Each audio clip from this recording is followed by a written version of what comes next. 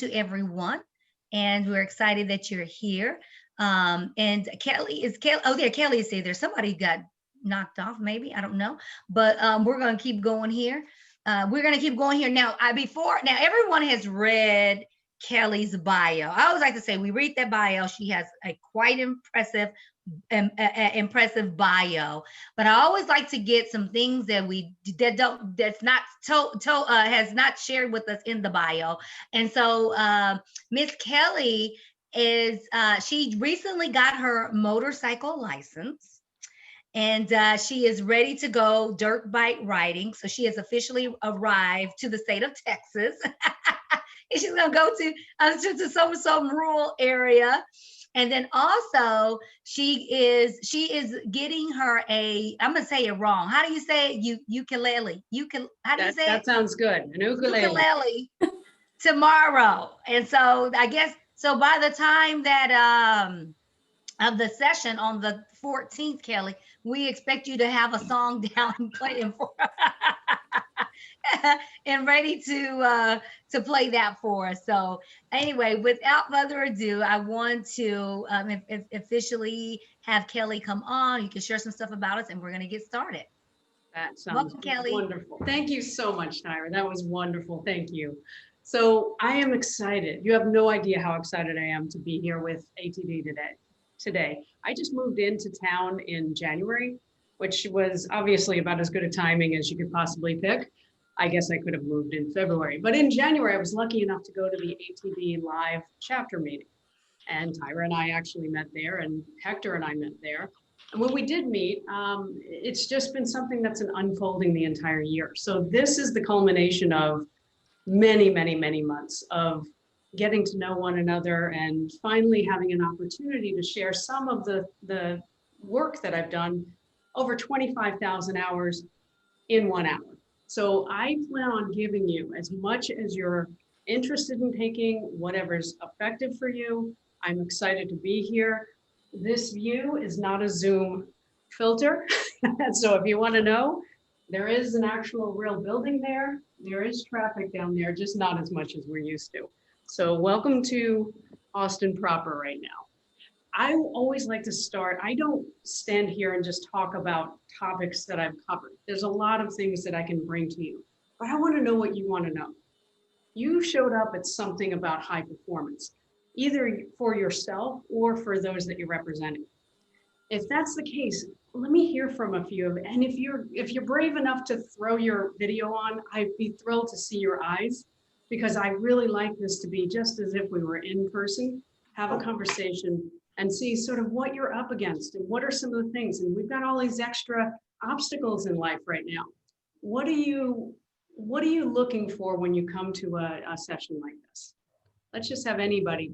You can even throw off your mute button. I don't mind. It's more of a conversation today. I guess I can start us off with that, but I will tell you, I know we only have a short window of time and it's not a lot of time, but whenever I do show up to a session such as this, I'm always looking for some tools that I can take and apply to the workplace immediately. So yeah, that's what I'm always looking for. That's great. And from a high performance standpoint, Tyra, what kind of things would be helpful? What kind of areas do you feel like if somebody or yourself were able to take it to a different level, what does that look like in your world if you learn some high performance tools? Maybe better for me, a better way to maybe the approach, or to how the best way to approach something without maybe too many things in the way, like the fastest way there. Yeah. That's really great. That's great. So you're actually pointing to, if you get to the place where the resistance is gone, you can just keep going. Correct. Excellent. Thank you. Thank you for that. Let's hear from a couple more. I'll speak for myself. Right now I moved here in February, so it was the calm before the storm, and I moved here without a job. And so when the hiring freezes started, I ended up having to snag an essential worker position working at Target. And I was hired on the basis that they would segue me into an HR expert role when one became available. And what I'm finding, so when I got in, I had direction, and I wanted to learn the system and learn everything I could about Target so I could move up at, and advance as quickly as I could. Sure. And I thought I was a high performing employee, but the dialogue with leadership isn't happening to help me advance. I've asked for 90-day reviews. I've applied for other HR expert roles at other companies and I'm getting denied. And I have a bachelor's degree in organizational leadership. And so I want to go back to what Tyra was saying was, I don't know what the barriers are. And so, if as a high performing employee, I'm not sure what direction, do I just cut my losses and just take my energy somewhere else? Or do I keep, pursuing the resistance I'm getting to basically confront them and be like, what's going on? I'm not getting feedback. I'm not getting criticism. I'm not sure if you see me as a, long-term and you're, working under you guys. So, for me, it's just kind of like, I thought I was bringing on what the expectation was as a high performing employee. And I'm not getting the type of feedback I need to know if, I'm meeting their expectations. Sure. That's a great one. That's an excellent one. Thank you. I'm going to hold on to that as we go through. Okay. And as you go through, take a look at the tools I'm handing you and how that can work with that. Great. Thank you. Let's hear from one more person. What are some of the things either you are up against or you feel like you're up against on behalf of another group at your workplace? So I'm an executive and leadership coach, and my practice is called Nerd Coach. So I tend to help people who are brighter than the average bear that are often high performers in their specific niche, but maybe don't fit that well in their environment, and help them to find that fit and be able to advance further. So I'm interested in what this process looks like to see if I can sort of match that up with my clients and see if there's some interesting nuggets that might be helpful. I love that. Fantastic. And then just think of for yourself. I don't need to hear it from everybody, but for yourself, get clear about why are you here? Because that's the first step of this, is to understand, what is my direction? What is my outcome? What am I looking for? But I want to take us in a direction. So as we look at those examples from the brave souls that brought them, thank you. And as we look at the other examples that you have in your mind, let's go ahead and share the screen. Like I said, this is a conversation. I've been doing this for many, many, many, many years. And if you have questions, ask them. Just feel free. I want you to make this valuable for you. It's your I have a question since Please. you offered. Is this session geared towards personal performance or maybe a department, team, org-wide performance? Yes, and I'm about to answer that right now, and that's a really good question. Which one are you looking for? A little bit of both? More so for team and org. We're looking at I'm trying to influence a direction to get away from just strictly using training as a solution and focused on more holistic solutions that include addressing performance. I love that. I think you're going to really appreciate what this is. It's an unusual model. Like I said, I spent about 25,000 hours to try to figure out for myself, why was I able to do certain things that others found pretty amazing, and some that was just average, and other things that were so simple, I could not do them. I thought my human was broken and it wasn't, apparently, but I had to figure out how does it work? Like, how does it work to make something happen? How does it work to make something happen even faster? And how can we actually use our nervous system? And that's how I'm going to look at this. So Brittany, when you're looking at this, what I suggest is, whether I say a leader with an organization, as you will see here, and just raise your hand if you can see leader in organization. Good. When you see that, think of a leader could be you in your own life. It could be a leader in an organization that's a department. It could be the entire Fortune 500 organization. All of that is scalable. Okay, so as you look through this, think of this as from the individual to the kind of massive structure of global and anywhere in between. All right, let's take it back to the beginning. Whenever you have something that you want to create, You need a leader to step in and decide, where are we going? And if that leader can step in and create an organization, and that could be an organization of one, and it could be an organization of many, then what we can do is we can create the process and get the end result we're looking for. But if there is no leadership and there is no organization, there is no end result. So from the bigger picture, leader and organization makes sense to all of this. What I have done is I've changed those two words metaphorically to driver and vehicle. Why do that? Well, anytime that you want something accomplished, you need the vehicle that's going to get you there. But you also need the driver to set the destination, especially if it's different from where you're already headed. There's no company that can get to a place that they're not intending, or that they intend if it's off the path of where they're already going, unless the driver / leader brings it in that direction, decides that's where it's going, and then the vehicle gets it there. Here's some of the problem. Oftentimes, the driver is less available than is necessary. And then beyond that, so often we're on autopilot. You're not getting to where you want to go. So the process that, for example, this founder of a company has gone through is designed so that you can go to this higher level of ability to both drive and create yourself as the vehicle. I want to make it even simpler than that, though. You saw in what you signed up for that this is meant to be as simple as 0, 1, 2, 3. The 1, 2, 3 will become very obvious, but the 0 is probably the most important part. If you're not in your driver's seat, you cannot get to where you want to go. Unless you're already in that direction, chances are very slim that your autopilot's just going to suddenly take you to all those places you want to go. But if you do get in your driver's seat, if you literally take on the leadership role of whatever you're doing in your position or in your personal life, then these other 3 steps are possible. And by the way, these 3 steps are also very useful to make it so that you will sit in your driver's seat more readily. So let's talk about what those steps are. First, if I were to go from here in downtown, beautiful Austin, over to California or over to New York, then I need to set the destination. I need to know what direction I'm going in.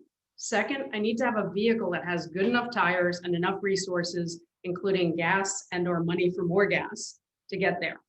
And third, I'm going to have to drive and get myself over to whatever destination I decide. The same happens in every business decision, every group. If we don't take those 3 steps, we're not going to get to that end result and move the entire vehicle, the whole organization, to where we want to be. So let's take a look at each of these. So first, when we're setting the destination, we heard a few examples of areas where we want to be able to, either on our own behalf or on the behalf of somebody else, help them get to where they want to go. Without having the understanding of what that is, there's no way we can do that. You are in a certain place, and whether that you is an individual or Brittany, that you is a whole department. If you don't do anything, your policies, your procedures, your culture, your habits, your behaviors, all will get you someplace. That autopilot will get you to a destination. But if your autopilot destination is not what you want, then you have to, as a driver, set a new destination. If you're missing the process of how to make that happen, a lot of times people just sort of meander along in some form of autopilot. We need to understand, though, what is the gap between where I would end up if I did nothing and what is the desired outcome? How do I move the entire vehicle so it ends up where I want it to end up? Right? I want to get a little bit more concrete with this. We're here, it's lunchtime. We all have what we want to create. So I want to start with the vision. And I use a different form of what a vision is. I say it's like if you put on a virtual reality, raise your hand if you've ever put on virtual reality goggles. It's cool, isn't it? Like it's one of the coolest experiences. I could actually be in someplace in Asia without having to go to someplace in Asia. I can go to Paris and hang out right in front of the Eiffel Tower. But what we can also do is our human nervous system is a recording device. And we can actually pre-record what we want to have our nervous system go toward by treating ourselves as if we are a virtual reality kind of machine, if you will. So I want to ask a question, and I'm actually going to ask this of Tracy. If I can get a thought with you. So Tracy, can you remember what you had for breakfast or dinner, breakfast this morning or dinner last night? Can you think of that? Sure. Okay, and you can see that, right? Mhm. And you didn't pull out your phone and actually look at a video of what you were eating, did you? No. Okay, so somehow you recorded that and you're human, didn't you? Mhm. All right, thank you. I know that sounds simple, but if we just consider ourselves, we are all recording machines. So why not pre-record what we want? That's what visioning should be. So the way that I want to kind of take this exercise is think of putting on a pair of VR goggles, and you're about to step into a future time frame where you can create the world the way you'd like it to look, desired outcome. If you do that, and if you think with holographically placing things around you in that vision, that would support and make that actually true. So let's say if I was a programmer and I wanted to have an end result, I would see the software running. Whatever it is that would make it so that your nervous system starts to understand this is the outcome we're looking for and this is what I want to create. But I want you to create the whole sort of panoramic view of your world, whether that's work or personal, within that time frame. Now, June 30th, raise your hand if that sounds like a good time frame to go beyond a lot of the challenges we're experiencing. Do you think June 30th, we're probably pretty far along with the pandemic and so on? Or do you feel like we should use a date just a little further than that?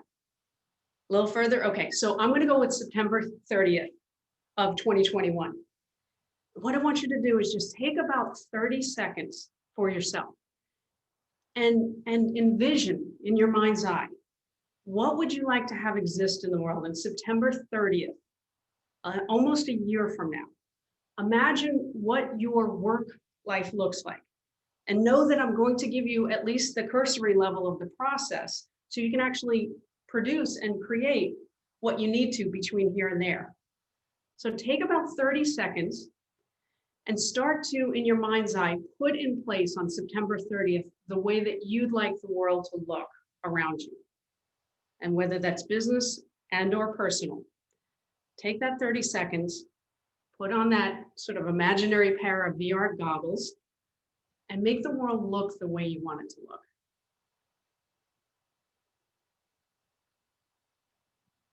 Work on the departments you have, the big picture.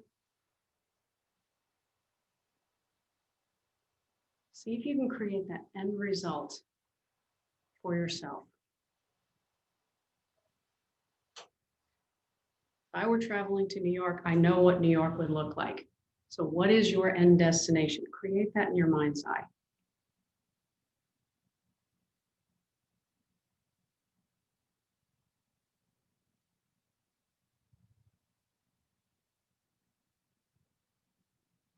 Take about another 10 seconds and put evidence around you that this is where you end up.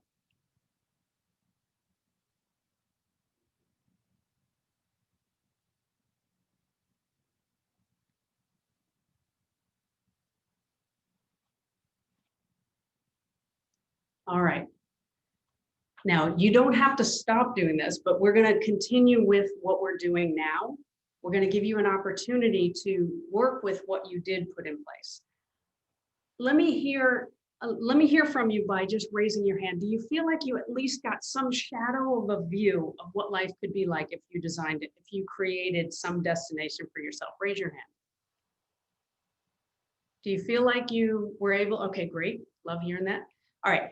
If you don't feel like you're good at that, don't worry. It's a skill, and all skills just have to be practiced.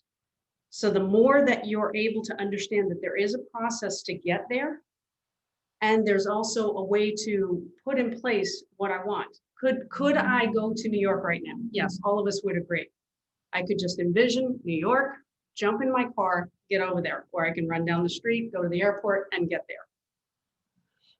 The same thing happens. It's just we have to have both a process to get there as well as clarity. And you'll see what kind of keeps you from seeing those destinations in just a few minutes when we start seeing the obstacles to this.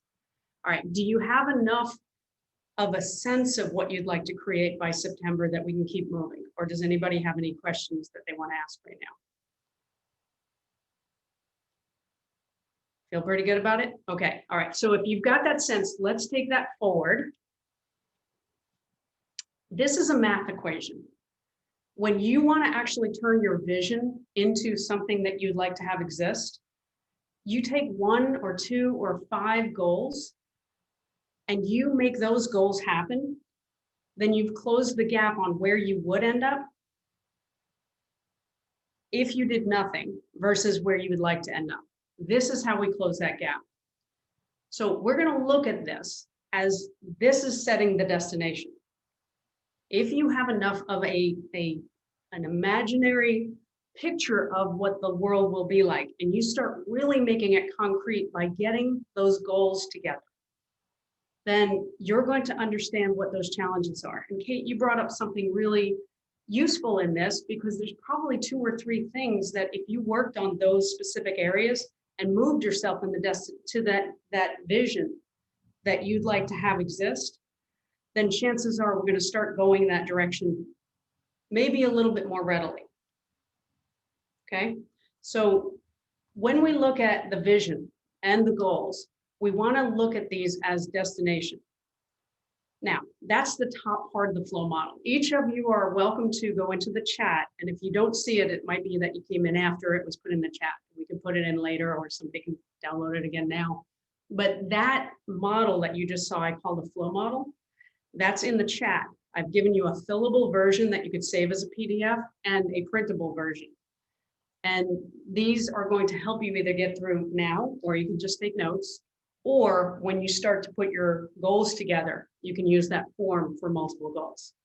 So that's available to you in the chat, or it will be available. All right, so you're sitting in your driver's seat. You decide what destination you'd like to have exist. You break that into goals. You're clear about what you're going to have to do to get to that destination in general. Here's where a lot of the challenges happen in the upgrade the vehicle aspect.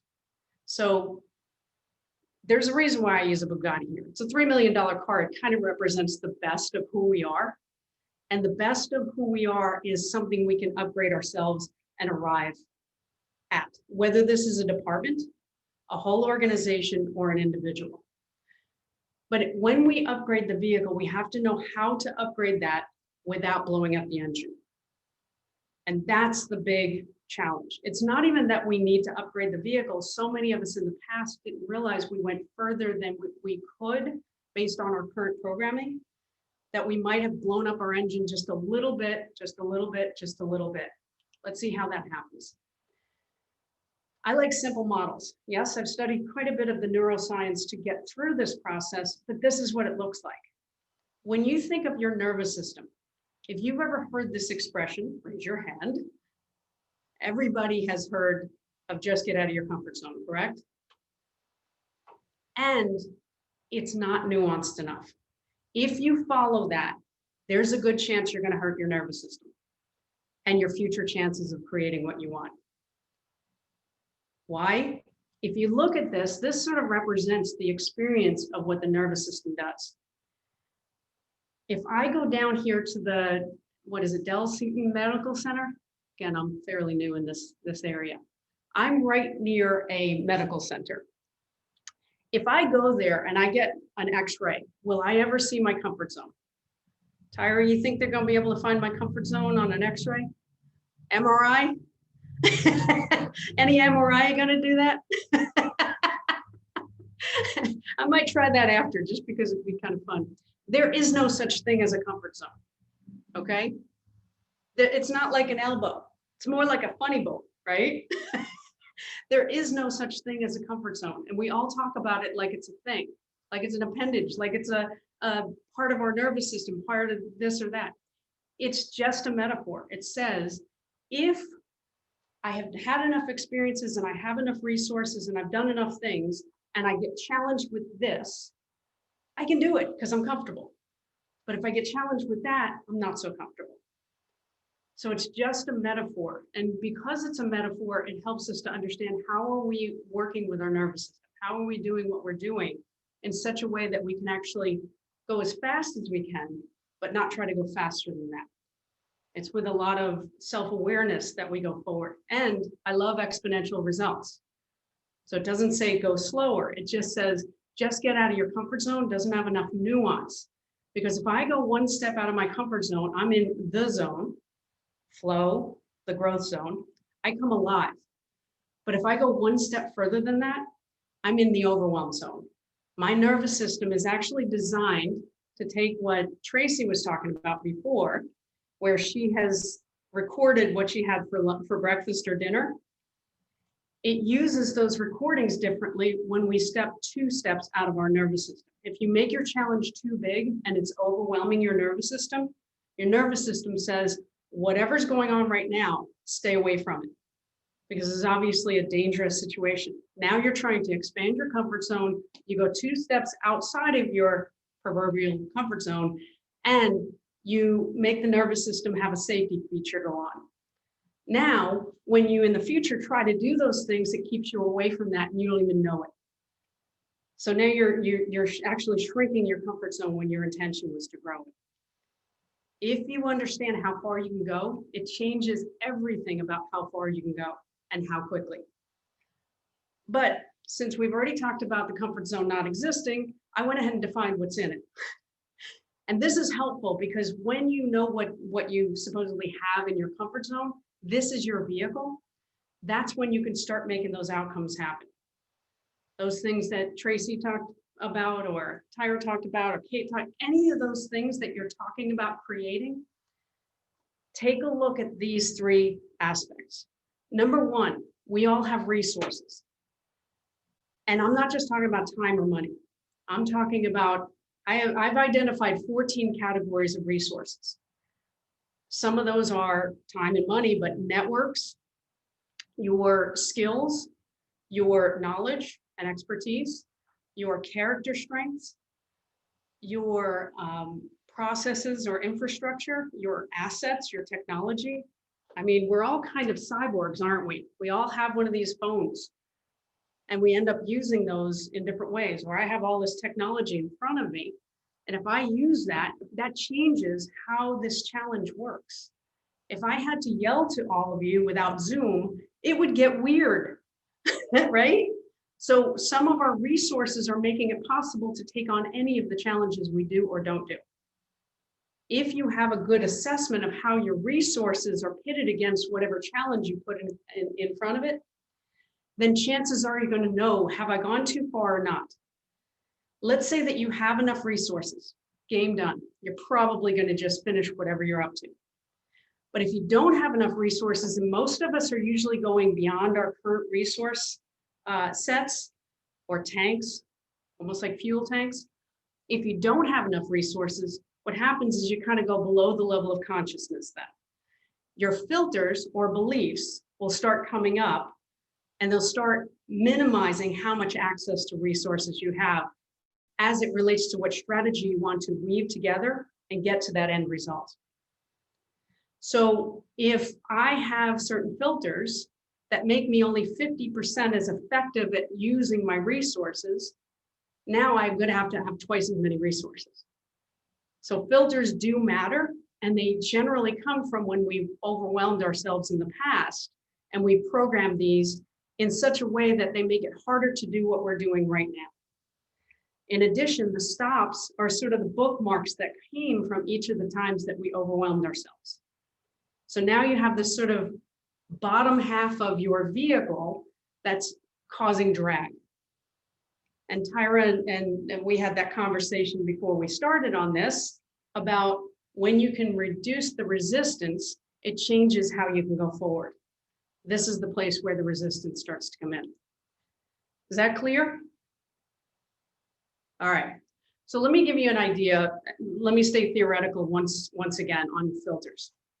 If I sit in my car and I'm about to go somewhere, yes, I have filters like an oil filter and an air filter in the cabin, but I also have a filter called a windshield. And if that windshield has been rained on and I don't use my windshield wipers to clear that rain, how safe is this going to be when I start traveling? I wouldn't start driving that car, would you? And yet we have the exact same thing happening when we're trying to get our goals. We have all kinds of filters that we haven't cleared out that make it impossible for us to see that destination or even the road right in front of us. So we're not able to pull the things together that allow us to get to that end destination. So this is how a filter behaves as a blind spot in our nervous system. Now, this is kind of the bigger picture. If you take the resources, the filters, the stops, and the habits that sort of surround you as a vehicle or your department as a vehicle, if you take those and recognize that that's within a structure of comfort zone, the department or you come alive by going into the zone, but you're wise about how far you can go without sort of tagging the nervous system in the overwhelm zone, that makes it possible for you to go as far and as fast as you want without going further than what your nervous system can.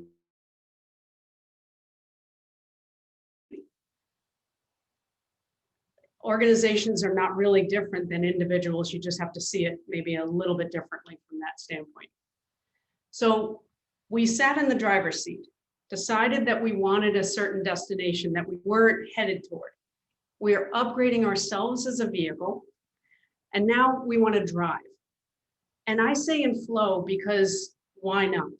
Let's take a look at what that means. If we drive toward our goals and we're able to employ flow, and by the way, at the conference a week from Saturday, I'm going to go a lot more into how do you, in a very practical way, what are the 10 steps to get you into flow much more often when you're sitting down and you're about to get your work done. But let's see why we would want that.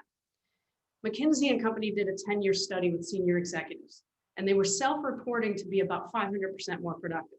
So think of what that would be like to go into work on Monday and get done what you used to do Monday through Friday. From a competitive advantage, that's unbelievable. If you've got a whole department that's able to even do 50% more, that changes the entire game. Now, the research is showing, say, 200 to 700% increase in creativity. Think of how resourceful you could be if you were able to up your creativity by these large amounts. And DARPA did a study on sharpshooting and found that the sharpshooters were 490% faster at learning in flow than when they weren't. If you could take a 500% increase in productivity and you could speed up your learning by 490%, you start getting that one on top of the next, on top of the next, you're in a whole different place than when you started. So when we drive, we want to find our way into flow as much as possible. Sir Richard Branson has 300 or 400 companies, depending on what's going on, and he tries to spend as much time in flow as possible. So one of the ways to look at this is to say, I have a couple of levers I can use. So Kate, are you comfortable with me interacting with you around your situation? Okay, great, thank you.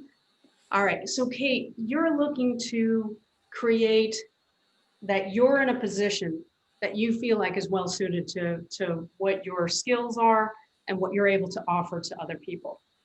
Correct. Great, so let's say that there was, I'm just for the sake of making this really general for everybody, let's say that there was an HR1, HR2, HR3 position, and you're well suited for HR1, moderately suited for HR2 if you did a lot of work, and if HR3 came open, it would probably not be good for you, but you might take it if you could, right?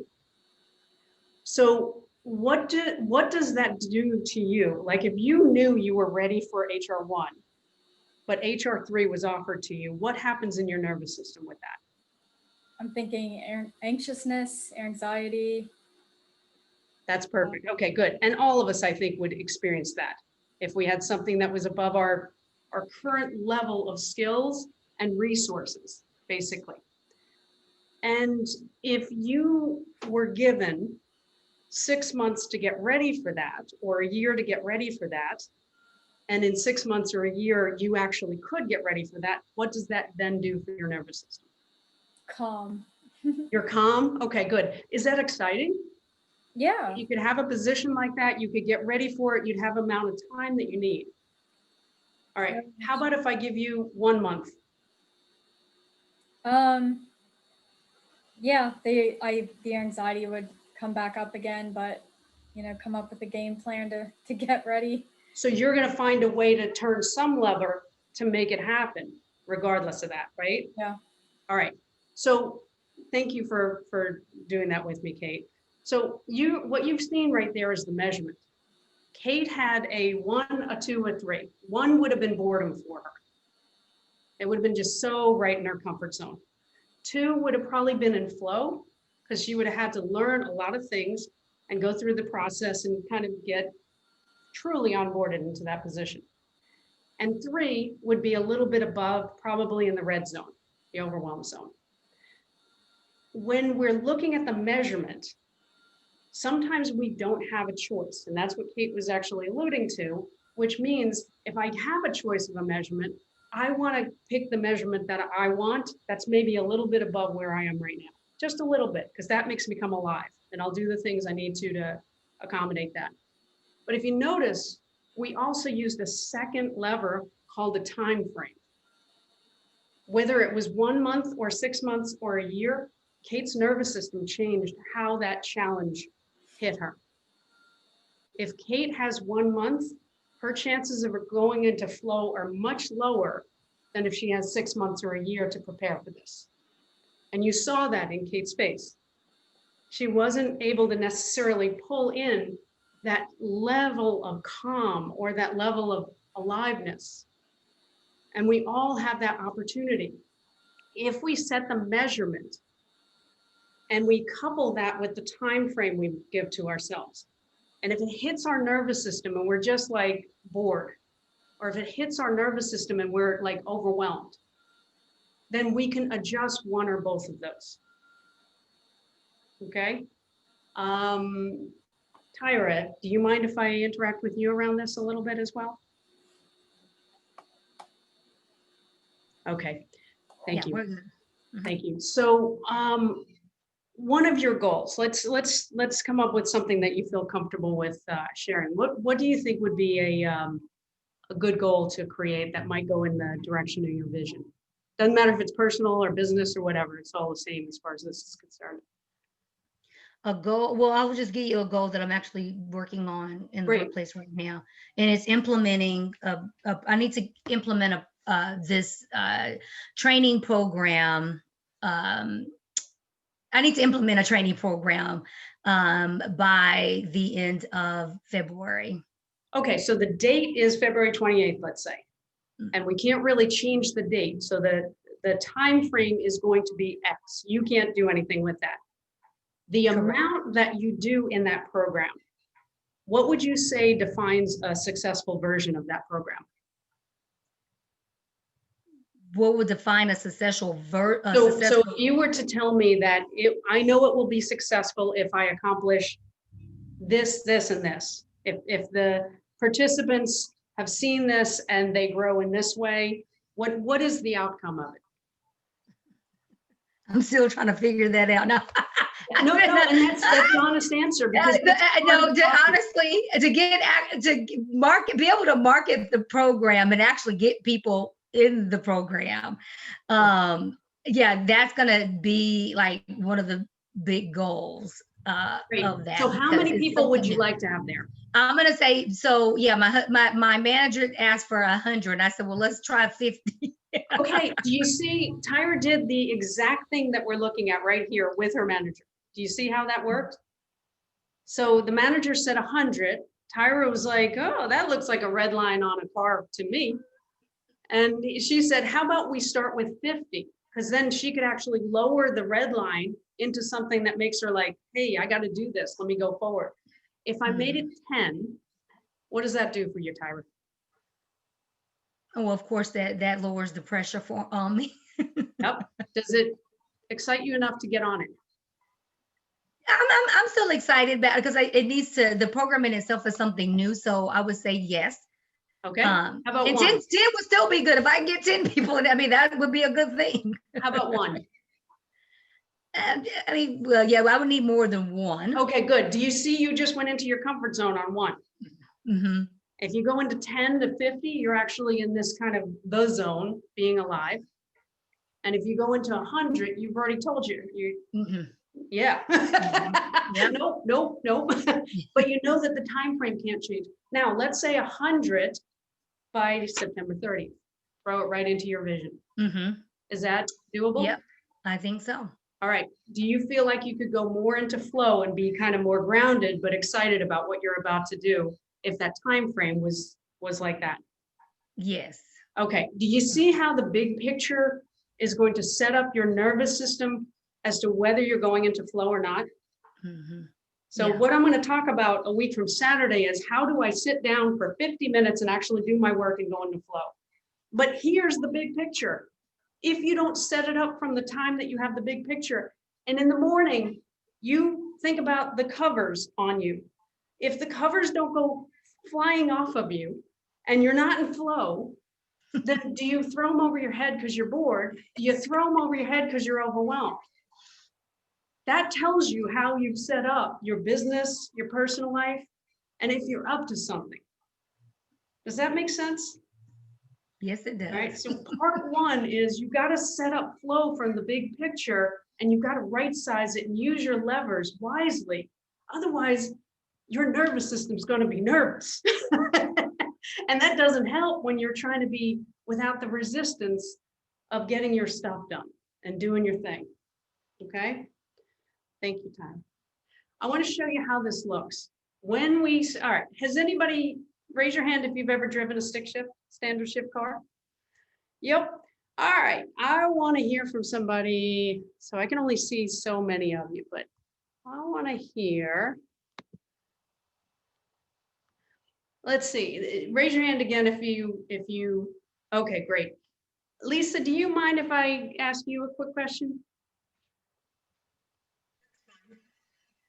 All right, if I'm in a car and I'm switching from 1st gear to 5th gear, what is that going to look like? I'm gonna switch from 1st and then Go speed up a straight little. into 5th gear. No, I'm gonna go in order, 1st, 2nd. Right, but if I don't go in order and I go from 1st gear to 5th gear, what do you think my car is gonna do? It's not gonna like it. It's not gonna like it. Does it Gonna go? make "Yeah." Okay, thank you, Lisa, thank you. So, which means all I've done is I've lost all my power because I didn't take it in the order of the way the car was designed. Your vehicle is designed a very specific way. And if you don't take it in that order, people say, just go for it. Just go for everything. Get out of your comfort zone. That is not nuanced. Lisa told us it isn't going to work if we go from 1st to 5th. So if you look at this, what it says is you've got 100% of your current capabilities right now. Do you? You don't have 200% right this minute as you're sitting here. You don't have 50%. You've got 100% of what you can currently do in your comfort zone, in your vehicle, right here, right now. If that's true, if you pit against you in gear 1, a challenge that's appropriate, then you're going to find yourself going through to the next level, the next level, the next level. But you've got to do the challenges in order that makes sense for where you are using the levers. Because again, Tyra's not ready to do 600 people in about a week from now. Is she? Wrong time frame, wrong number. We got to have the right numbers. But by the time you actually get to 5th gear, if you've done this well and you've set up the appropriate sized visions and the appropriate goals to get you to those visions, then year 5 is going to feel normal and natural by the time you get yourself there.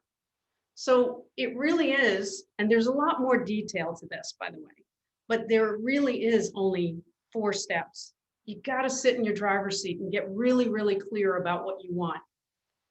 You've got to understand the destination and clarify that enough to see it in your mind's eye so you can get your reticular activating system online so it can do some of the work for you, because it's too heavy lifting if you have to do it all on your own consciously.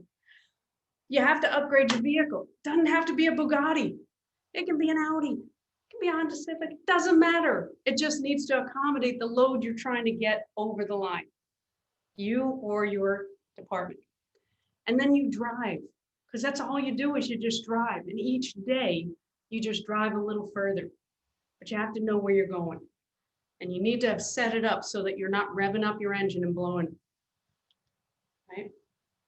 So there's a lot of tools behind this, and they look like this. If you want to watch your nervous system go into flow, you see the resource tanks on the lower left there. If you can manage those resource tanks, your health, your energy, your knowledge and expertise, your drive, your ambition, your time, your money, if you can manage those for yourself or for your department, if you can get yourself to keep from overwhelming your nervous system, if you can get yourself to be clear about what you need to know as a vehicle, but also to be the driver and get into these higher speeds, then you're able to have the highest level of power possible against whatever challenge you're doing. Okay. Now, I want to give you just an example of somebody who had done some work. It was around the board requested upgrades, and they were working on their leadership. In addition, and from that, they were working on how do I do my fixed mindset versus my growth mindset. All of us have fixed mindset on some things. All of us have growth mindset on some things. And this is, by the way, found in the book, Mindset. So if I have a fixed mindset and you give me criticism or feedback, then I'm going to consider that I'm inadequate. But if I'm in my growth mindset and I learn how to cultivate that growth mindset, that's my starting point for where I want to get to. And so this was one of the shifts that this gentleman had been able to make, was to move more from the fixed to the growth mindset within the company that he was running. And he was able to use all feedback as starting points instead of criticism. And that's a big deal when somebody gets to that place. Second, which is number 1 in our model, visioning and goal setting. Much, much clearer and more communication with all others. The personal growth and habits. Part of what came from this was the communication went up, the performance management went up by quite a bit, and the daily routines were put in place to support that. And finally, those flow sessions where the high performance happened on a 50-minute by 50-minute basis changed how this person produced what they needed to so that everybody else down the line had what they needed. So that gives an example of that with more proactivity and productivity. So, all right, so this is an example of somebody applying this this year. During the pandemic, they were able to get 7-month goal, in 7 months, and they actually didn't start with me until about 3 months in. So they really were able to get a lot higher results there. So I'm going to give you the steps that if you do these, you'll likely get a little further on this process. Again, there's a lot of nuances to this, and I welcome having a conversation with me. On the handout that was put into the chat box, my contact information is on there. I totally welcome having a conversation. It is with no intention of anything. So just feel free to reach out to me, okay? That you have me as a resource, and I don't mind at all to get on a Zoom and go over some of this for your personal situation. All right. So number 1, create a clear vision. Number 2, right size the goal. We saw that with Tyra, right? We right size that goal. Number 3, identify the obstacles. 4, Name the actions to overcome those obstacles. 5, prioritize the top actions. 6, clarify each as a finite task. 7, fill the parking lot. Now, what I'm talking about with the parking lot is all that stuff that goes on in your head that keeps you from doing the thing you need to do right now. Put it on a piece of paper or on a file online, and then push it to the side. We'll talk more about that next week if you come to my session. 8, engage in timed flow sessions. Again, we'll talk more about that next week. And then continue to do steps 5 through 8. That gets you into the process. Next week, I'm going to talk more about the obstacles that come up and how you can actually address those obstacles and get yourself into flow on a right here, right now basis. Flow is a wonderful place where the front part of your brain, your prefrontal cortex, that kind of calculates you and criticism of yourself and effort and time, that all starts to go away because you're so focused on what you're doing that the progress is very high, but also the resistance goes very, very low. So I'm going to go into that on the 14th during my breakout session. So I'm going to stop there and let you either write these down and or ask me questions, because I'm here for you for whatever it is that you need. All right, I'm going to leave that up just for another second, and then I'm going to put it on gallery view because I want to see your faces. All right, 2 more seconds. And again, if you do need anything, do feel comfortable reaching out to me. So I'm going to do a stop share, and I'm going to put this on gallery view so I can see everybody. Hi, everybody. Hi. Yay. Hi, Leah. So for those that shared up front, are there places where you feel like there's something practical you can do? One simple practical thing you might be able to do that you can add to what you were talking about was the challenge up front. And I'd love to hear from anybody that wants to share on any of this or any questions you have. This is your hour. Go ahead, Leah, and I can't hear you yet. Sorry. There we go. Muted. There we go. How do I not go mute? That's my question. No, I'm just kidding. Really, really interesting. Thank you so much for sharing. One of my questions is sort of related to the balance between prioritizing what we care about and what our leaders care about. And almost how to either have that conversation where if we feel strongly that there's something that we know of because we're talking to our audience more closely, or even just trying to get a better sense of it. Got it. Okay. So the way I look at that, when you're creating any relationship, I consider that there's kind of a me and them. And the way to look at that is I have a vehicle and I am a vehicle. You have a vehicle and you are a vehicle. We both are, for this hour, going in the same, to make sure that I'm on target to give you what you want this hour. Yeah. And you want to make sure that I can do what I need to do that I brought to this session, right? Those expectations were made very blunt and clear and conscious up front, correct? Yes. The same needs to happen with every single relationship, whether it's me with a department, me with an organization, me with a boss, me with anything. I want everything clear. And if they clear out what my needs are, because that's not part of the needs of the company, I actually don't mind. But if they don't clear those out because they realize that that's important, we're all on the same page. We're all driving the same direction. We're not kind of going cross paths. Okay. Is that useful? It is. Yeah, because I think I can think of it that way and sort of try to get everybody driving in the same direction. I love that. I think it kind of goes back to what Kate was saying earlier. Like she's got a path and a highway, and she's got to get the other cars or trucks on the road with her. Yeah, and that's actually perfectly way. We're taking way to put it. Yeah, and it may be that Kate has to drive just a little bit over and she's asking them to drive a little bit over and then she can get them on the same page. And I know this is theoretical, Kate. Again, just reach out if you want to get really, really like concrete with this. I'd be thrilled to do that with you, okay? Thanks. And I was actually going to say to Kate that there's a lot of resources within ATD Austin, people who are willing to just chat. One of the best pieces of advice I got when I moved to Austin was do informational interviews.